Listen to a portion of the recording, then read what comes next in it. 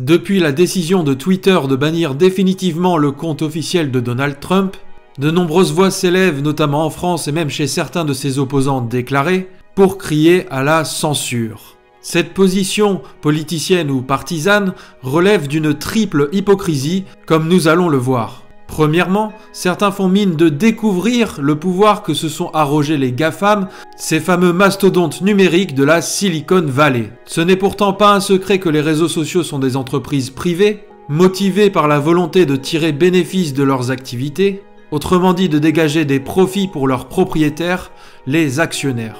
En ce sens, les conditions générales d'utilisation ou CGU, ces centaines de petites lignes que personne ne prend la peine de lire avant de s'inscrire, forment autant de concessions cédées par l'utilisateur aux géants de la tech.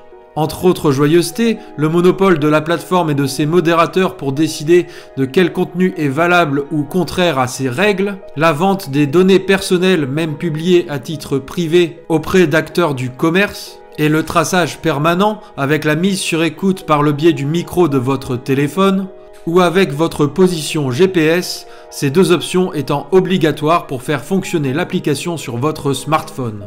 Facebook, Twitter, Google ont bien entendu recours à ces moyens, et s'ils servent essentiellement pour l'instant à cibler les publicités via des algorithmes, il y a là matière à s'inquiéter beaucoup plus que par rapport au tourment de M. Trump, qui a effectivement perdu l'un de ses jouets favoris. C'est là la deuxième hypocrisie, alors qu'un président des États-Unis d'Amérique dispose d'une multitude de moyens de communication, Donald Trump a privilégié la plateforme à l'oiseau bleu durant tout son mandat, tout comme il l'utilisait déjà auparavant.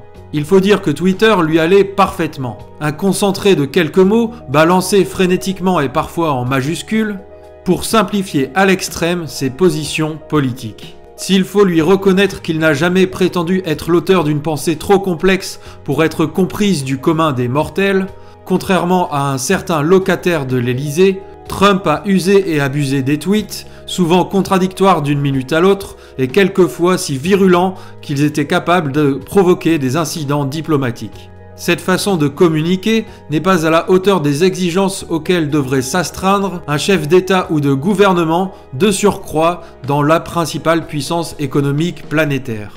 Les tentatives de Macron de créer le buzz sur TikTok ne valent certes pas mieux, mais Donald Trump a choisi Twitter délibérément et en toute conscience comme méthode dominante pour faire de la politique. Il s'agit ici du péché originel du Trumpisme.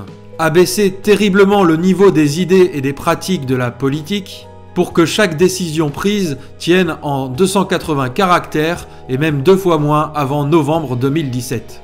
Troisièmement, et c'est là le dernier aspect sur lequel les défenseurs de Donald Trump de ce week-end ont commis une faute navrante, celui qui est encore pour une semaine le président des États-Unis d'Amérique a plus que transgressé les règles de la plateforme.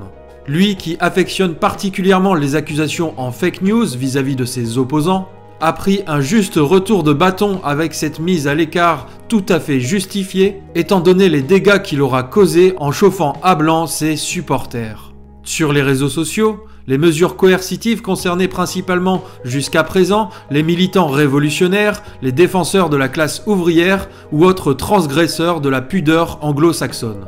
Ce qui arrive à M. Trump, qui est une grande figure réactionnaire et un homme de pouvoir plus que tout autre, n'est donc pas un début de censure comme certains caractérisent son bannissement de Twitter, mais la suite logique d'une longue série d'usages d'un arsenal appartenant aux décideurs économiques pour canaliser l'expression publique selon leurs intérêts. Et en dépassant les bornes, l'action de Trump est devenue justement contraire à leurs intérêts. Évitons de verser dans l'hypocrisie. Les réseaux sociaux concentrent, tel le diamant fait rejaillir la lumière, les problématiques contemporaines du progrès technologique, lequel permet à la fois de vraies avancées humaines, mais s'avère généralement articulé autour des intérêts capitalistes et donc de l'impératif de profit. L'usage des réseaux sociaux comme outil de communication ne doit pas et ne peut pas empêcher l'esprit critique des internautes, lesquels n'ont pas attendu Donald Trump pour découvrir la réalité qui se cache derrière les GAFAM. La révolution numérique permet des choses formidables, mais elle a aussi beaucoup de limites. Restez connectés mais restez prudents, continuez à questionner l'ordre établi pour mieux pouvoir, le temps venu, le transformer.